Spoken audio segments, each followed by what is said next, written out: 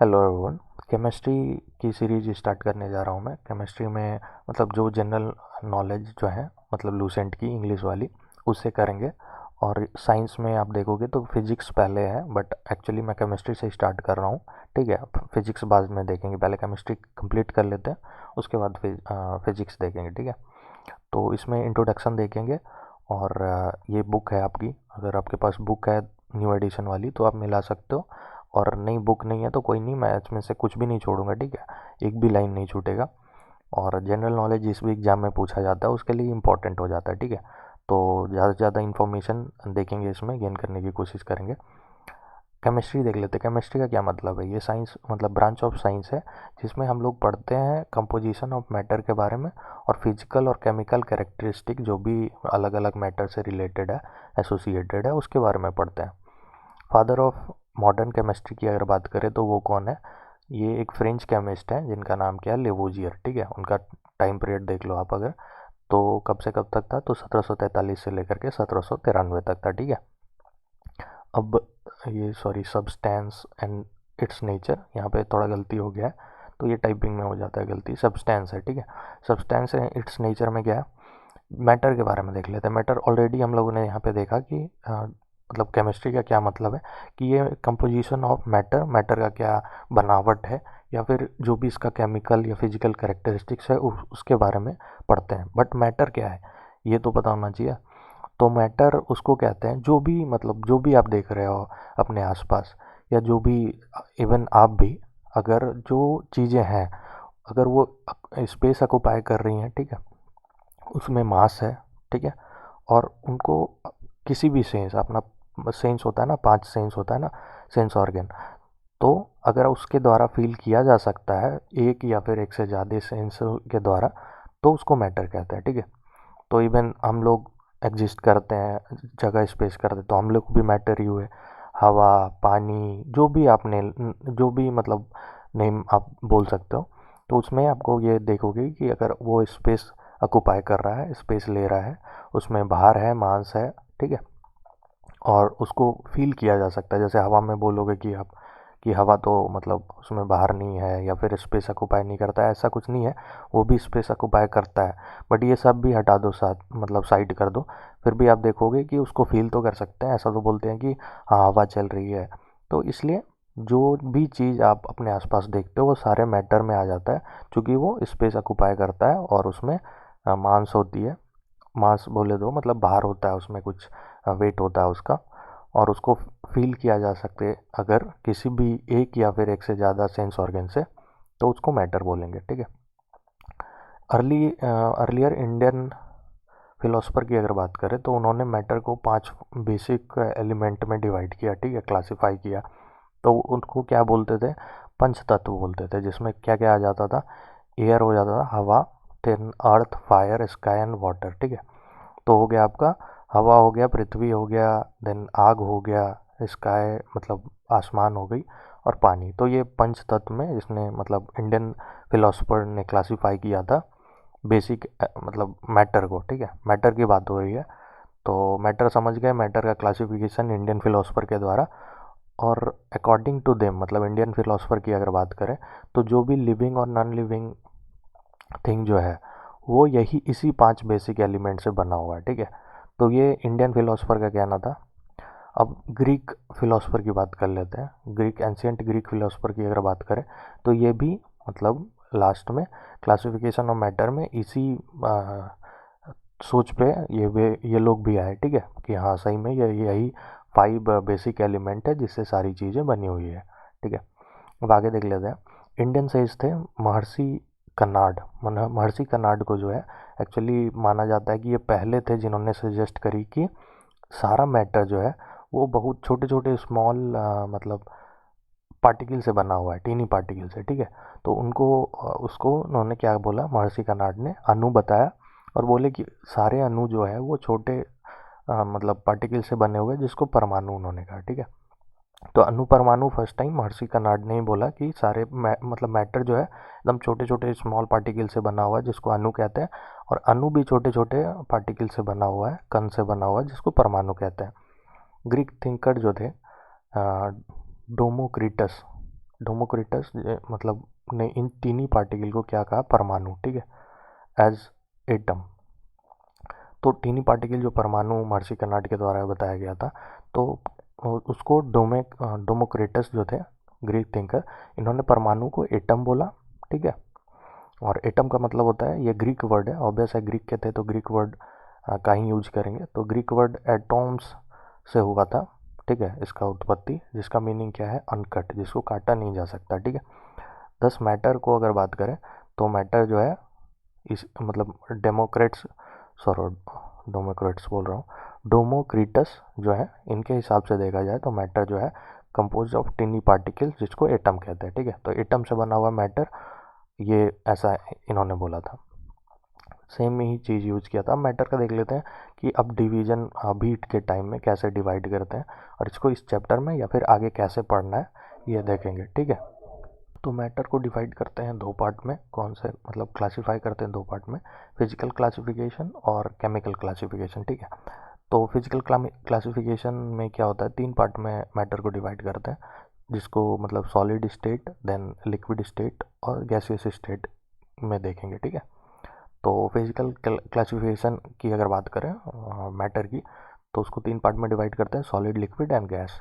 Chemical classification की अगर बात करें तो केमिकल क्लासिफिकेशन में आपको मिल जाएगा मतलब दो पार्ट में डिवाइड करते हैं, प्योर सब्सटेंस और मैटर बोल रहा हूँ, मिक्सचर, ठीक है। तो प्योर सब्सटेंस और मिक्सचर, फिर प्योर सब्सटेंस को दो पार्ट में डिवाइड करते हैं, तो एलिमेंट और कंपाउंड।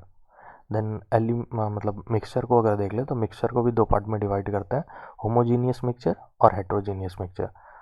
अब ये देख लो आप कि प्योर सब्सटेंस में जो हमने डिवाइड किया था एलिमेंट और कंपाउंड में, तो प्योर एलिमेंट को तीन पार्ट में डिवाइड करते हैं, तो मेटालिक और मेटेलॉयड एंड देन नॉन मेटालिक, ठीक है। और कंपाउंड को भी दो पार्ट में डिवाइड करते हैं, तो वो कौन सा है, तो हो गया ऑर्गेनिक और इनऑर्गेनिक, ठीक है। तो ऐसे बारी बारी सारा मतलब कवर करेंगे हम लोग। बट मैटर देख लो आपकी, मैटर में जो दो क्लासिफिकेशन है, फिजिकल और केमिकल, तो इसमें फिजिकल क्लासिफिकेशन के हिसाब से जो तीन टाइप होता है मैटर का, ठीक है, सॉलिड, लिक्विड, गैस में डिवाइड किया गया है। तो सॉलिड, लिक्विड, गैस पहले देख लेते हैं, इसका जो स्टेट ऑफ मैटर बोलो आप या फिजिकल क्लासिफिकेशन बोलो, ठीक है। तो पहले सॉलिड से देखते हैं। सॉलिड में क्या है, सॉलिड स्टेट ऑफ मैटर किसको किसको बोलेंगे, वैसा स्टेट जिसमें जो मतलब मैटर जो है वो पोजेस करता है डिफिनिट शेप, उसका शेप जो है फिक्स होगा और डिफिनिट वॉल्यूम होगी उसमें, ठीक है। उसका वॉल्यूम जो है, आयतन, वो भी डिफिनिट होगा, मतलब निश्चित होगा, ठीक है। और इसको कंप्रेस नहीं किया जा सकता है। ये सॉलिड, ऑब्वियस है, सॉलिड सुनते हो तो थोड़ा मतलब सॉलिड होता है, कड़ा होता है, ठीक है। इसको कंप्रेस नहीं किया जा सकता है प्रेशर लगा करके, थोड़ा बहुत हो भी जाए तो फिर ऐसा मतलब फिर से अपना शेप ले लेगा या फिर दिक्कत होगी थोड़ी, ठीक है। तो इसको प्रेशर डाल करके कंप्रेस नहीं किया जा सकता है। और जनरली जो है, ये थोड़ा टाइपिंग में गलती हो गया, जनरली लिखा हुआ है, जनरली जो है सॉलिड क्या होता है, वो हार्ड होता है या फिर रिजिड होता है, ठीक है। तो सॉलिड स्टेट के बारे में ये एग्जांपल देख लेते हैं। एग्जांपल क्या क्या है, जैसे मेटल हो गया, जितनी सारी मेटल है, सोना है, चांदी है, लोहा है, और जो भी आप मेटल देख रहे हो, ठीक है। तो ये सारे क्या होते हैं, एक तो मतलब डिफिनिट शेप के होते हैं, उनमें वॉल्यूम होती है, ठीक है। और उनको कंप्रेस नहीं किया जा सकता, ऐसे आप हाथ से दाबोगे लोहा को तो कंप्रेस नहीं होगा, दबेगा नहीं, ठीक है। जनरली हार्ड होते हैं, ऑब्वियस है हार्ड ही होता है। और वुड देख लो, वुड का मतलब लकड़ी का भी वही है, ब्रिक्स या फिर कॉपर, ये सारी चीज़ें जो है ये सॉलिड स्टेट ऑफ मैटर है, ठीक है। आगे देख लेते हैं लिक्विड स्टेट। ये तो मैटर की सॉलिड वाली स्टेट हो गई।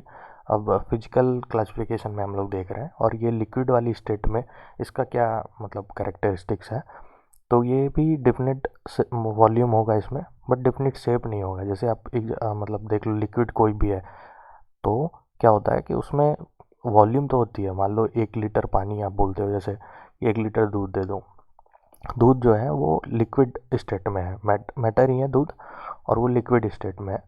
तो उसमें क्या होता है, सॉरी मैटर बोल रहा हूँ मैं, हाँ, मतलब लिक्विड स्टेट में, या फिर पानी ले लो आप, जैसे पानी लोगे तो पानी में वॉल्यूम तो होता है, 1 लीटर पानी आप बोल सकते हो, बट उसमें शेप नहीं होता है, ऐसा नहीं कि वो मतलब क्यूबिक हो या फिर मतलब किसी शेप का नहीं होता वो एक्चुअली, ठीक है। तो लिक्विड स्टेट में मैटर क्या होता है, उसका कोई शेप नहीं होता है, उस जिस भी वेसल में आप डालोगे, जिस भी बर्तन में डालोगे उसका शेप ले लेगा, ठीक है। ये take up the shape of container in which it is placed, same चीज़ जो मैंने बोला, जिस कंटेनर में आप डालोगे उसका शेप ले लेगा। आप पानी ले करके डाल दो किसी ग्लास में तो ग्लास का शेप ले लेगा। आप अगर उसको जग में डाल दो तो जग का शेप ले लेगा, बकेट में डाल दो तो बकेट का शेप ले लेगा। तो अब देख लेते हैं एग्जांपल क्या क्या हो सकता है इसका। वाटर ऑलरेडी बता चुका हूँ, मिल्क भी बता चुका हूँ, फिर ऑयल, अल्कोहल, ये सारी जो है ये क्या है, मतलब लिक्विड स्टेट में है, ठीक है। मैटर का लिक्विड स्टेट है। अब देख लेते हैं गैसियस स्टेट के बारे में। इसमें ना ही इसका डिफिनिट वॉल्यूम होता है, ना ही डिफिनिट शेप होता है, तो उसको क्या बोलेंगे, मैटर का गैसियस स्टेट है, ठीक है। तो गैसियस स्टेट में ना आपको डिफिनिट वॉल्यूम मिलेगा ना डिफिनिट शेप मिलेगा। इसको काफ़ी मतलब इसको कंप्रेस किया जा सकता है टू मतलब लार्ज एक्सटेंट, काफ़ी कंप्रेस किया जा सकता है, ठीक है। अब मान लो किसी भी चीज़ में, जैसे बैलून ले लो, ठीक है। बैलून में क्या बढ़ा हुआ है, मतलब एयर बढ़ा हुआ है। मान लिया आपने बैलून फुला लिया, ठीक है, उसमें मतलब फूंक मार के आपने फुला ली, तो उसके बाद आप उसके ऊपर अगर प्रेशर डालोगे तो वो कंप्रेस हो जाता है ना, दब जाता है ना। बट क्या होता है कि ये तो हो गया, और ये इसको भी जिस कंटेनर में डालोगे उसका वो शेप भी ले लेता है, ठीक है। तो मान लो आपने जैसे बैलून में डाला, तो बैलून जिस टाइप का है उस टाइप का उसका भी शेप आपको दिखेगा एयर का, ठीक है। एग्जाम्पल के लिए अमोनिया हो गया, कार्बन डाइऑक्साइड होगी, ठीक है। तो जो भी मतलब मैटर का गैसियस स्टेट आप देखोगे तो उसमें आपको दो चीज़ें मिलेंगी। एक तो उसका ना डिफिनिट वॉल्यूम होगा ना डिफिनिट शेप होगा, ठीक है। और इस कारण से उसको ना मतलब कंप्रेस काफ़ी किया जा सकता है, और जिस कंटेनर में डालोगे उसका शेप ले लेगा, ठीक है। तो ये कैरेक्टरिस्टिक्स है मतलब गैसियस स्टेट की। अब देख लेते हैं मतलब ऑलरेडी 3 स्टेट तो देख ही चुके हैं। एक नया जो स्टेट है अभी मतलब डिस्कवर हुआ इधर, तो प्लाज्मा स्टेट फोर्थ, ऐसे मतलब रिसेंट नहीं हुआ है, टाइम हुआ काफ़ी, बट प्लाज्मा स्टेट, ठीक है। चौथा स्टेट ऑफ मैटर हो गया, और पांचवा स्टेट ऑफ मैटर गया है बोस आइंस्टीन कंडेंसेशन स्टेट, ठीक है। तो 3 हम लोगों ने देख लिया, और ये चौथा प्लाज्मा स्टेट या फिर बोस आइंस्टीन कंडेंसेशन स्टेट जो कि पांचवा है, उसके बारे में आगे देखेंगे। पहले देख लेते हैं मतलब अगर ये सॉलिड है, ठीक है, तो थोड़ा सा दिया हुआ है छोटा सा लूसेंट में कि सॉलिड को लिक्विड में कन्वर्ट कैसे करते हैं और लिक्विड को गैस में कन्वर्ट कैसे करते हैं, ठीक है। कोई भी चीज़ सॉलिड स्टेट में है तो उसको अगर आप गर्म करोगे तो वो क्या होगा, लिक्विड में चेंज हो जाएगा, ठीक है। उसका जो पर्टिकुलर मेल्टिंग पॉइंट जो भी है उस पर अगर आप उसको उतना टेम्परेचर दोगे तो वो मेल्ट करेगा और लिक्विड में चेंज हो जाएगा, ठीक है। फिर आप लिक्विड स्टेट को अगर गर्म करोगे, ठीक है, उसको हीट करोगे तो गैस स्टेट में चेंज हो जाएगा। इसी तरह अगर आप उल्टा कर लो, गैस को अगर आप कूल करोगे, पूरा ठंडा करोगे, टेम्परेचर कम करोगे, तो वो लिक्विड में चेंज हो मतलब कन्वर्ट हो जाएगा। लिक्विड स्टेट ऑफ किसी मैटर का उसको आप कूल करोगे तो सॉलिड में मतलब कन्वर्ट हो जाएगा, ठीक है। तो ये चीज़ें दी हुई है, और एग्जांपल लिया गया है लूसेंट में पानी का, ठीक है। तो पानी सॉलिड स्टेट में क्या होगा, आइस होगा। ऑब्वियस है, आइस को अगर आप हीट करोगे तो मेल्ट हो जाएगा, गल जाएगा, और वो क्या बनेगा, लिक्विड बनेगा, मतलब पानी बन जाएगा, ठीक है। लिक्विड स्टेट में आ गया। अब लिक्विड स्टेट को, पानी को अगर आप ले लो, लिक्विड स्टेट में पानी ऑलरेडी, उसको आप अगर गर्म करोगे तो क्या हो जाएगा, उसका मतलब वाष्प के रूप में उड़ जाएगा ऊपर, ठीक है। मतलब गर्म होगी तो वेपर बन जाएगा।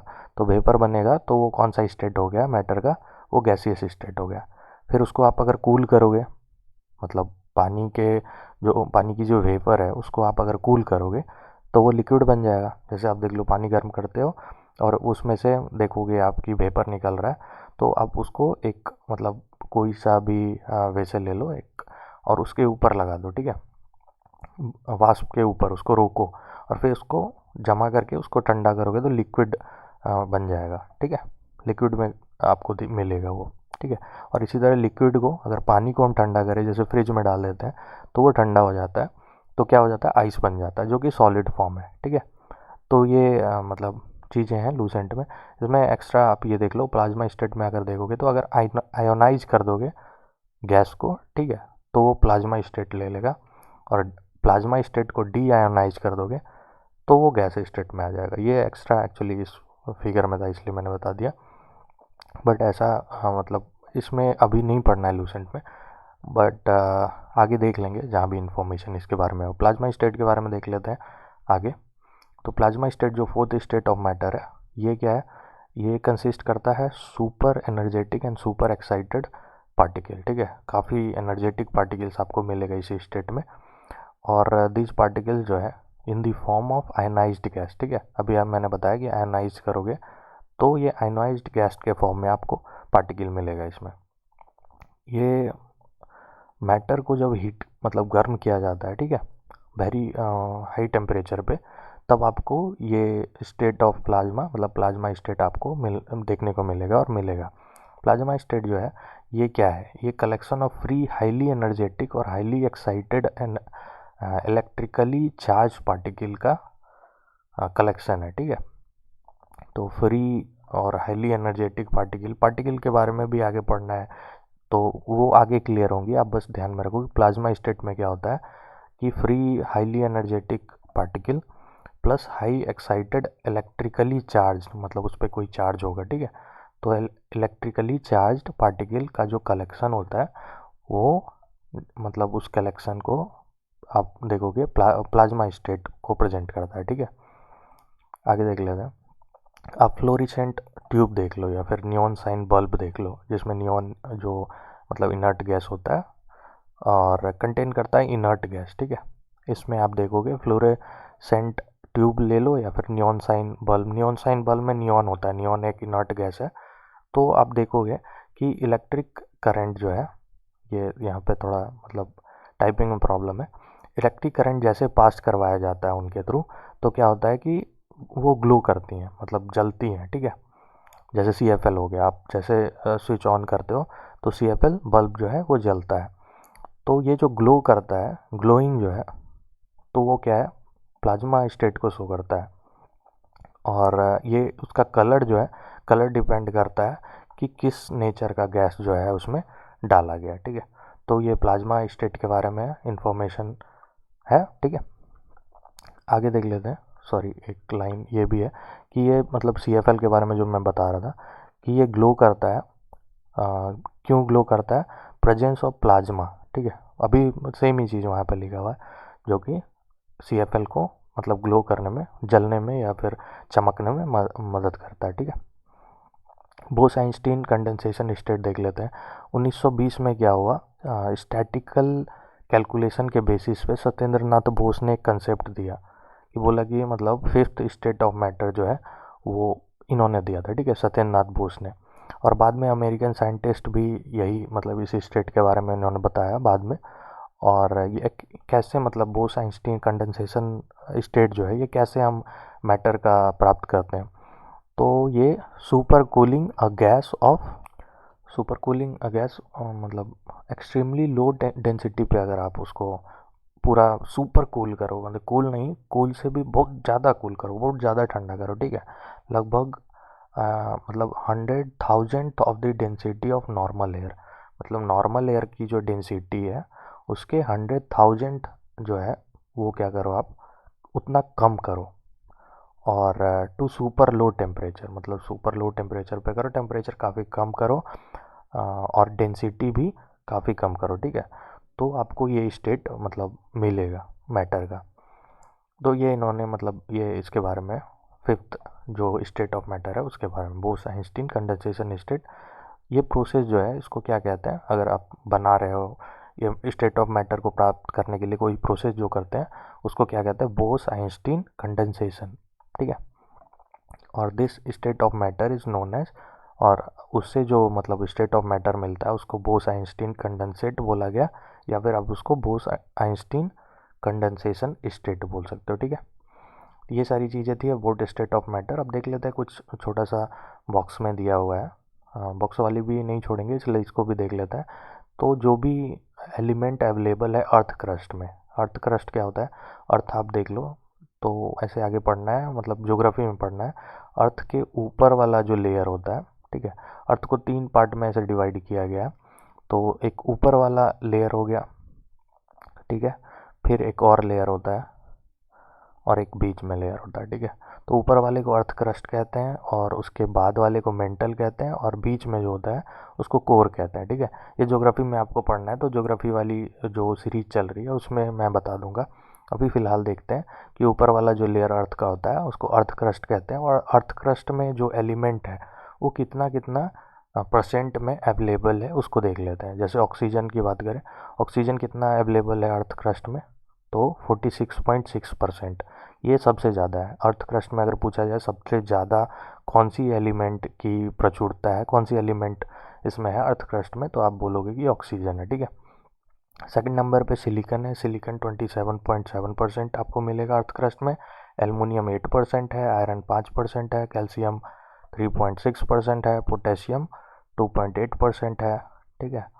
फिर मैग्नीशियम 2.1% है, हाइड्रोजन 0.14% है और फॉस्फोरस 0.12% है, ठीक है। तो अगर आपको बोला जाए कि मतलब अर्थ क्रस्ट में एलिमेंट की जो मतलब एलिमेंट जो अवेलेबल है उसको आप सजाओ, कुछ एलिमेंट दे दिया जाए ज़्यादा से कम में, ठीक है। सबसे ज़्यादा कौन अवेलेबल है, कौन कौन है, तो आप ऐसे सजा सकते हो, ठीक है। Oxygen, then silicon, aluminium, iron. तो ये आपको ध्यान में रखना है, ये दिया हुआ था तो इसलिए मैंने बता दिया। बाकी आपको कैसा लगा ज़रूर बताओ, आप फीडबैक अपना देना। और लाइक, अगर अच्छा लगे तो लाइक करो, मतलब मैं ये नहीं कर रहा हूँ कि लाइक करो ही, तो अच्छा लगे तो लाइक करो आप। बाकी हाँ मतलब कमेंट, शेयर, सब्सक्राइब जो मतलब आपको मन करे वो कर सकते हो। अगर डिसलाइक भी मतलब करने का मन करे तो वो भी कर सकते हो, बट बता देना कि क्यों किया।